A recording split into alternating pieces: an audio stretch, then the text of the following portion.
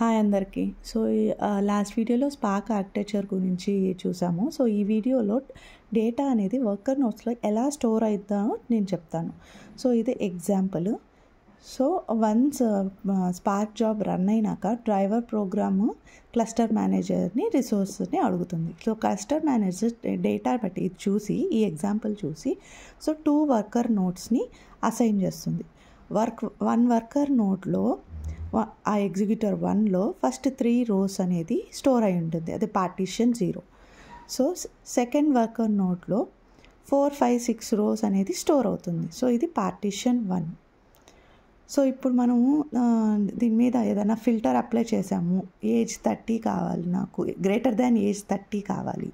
Age 30 కావాలంటే ఇదే తీసుకుంటుంది. ఇప్పుడు గ్రేటర్ దాన్ ఏజ్ 30 కావాలి, అప్పుడు ఏం చేస్తుంది, ప్యారలల్గా 2 నోట్స్ రన్ అవుతుంది. ఇక్కడ చెక్ చేస్తుంది గ్రేటర్ దాన్ ఏజ్ 30, ఇది చూస్తుంది. తర్వాత ఈ నోట్ కూడా ప్యారలల్గా రన్ అవుతుంది.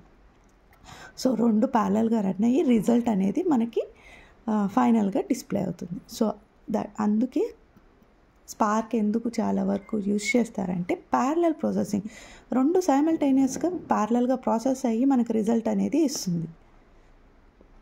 సో దట్స్ ఇది ఇలాగా డేటా అనేది వర్కర్ నోట్స్లో స్టోర్ అవుతుంది. Thank you.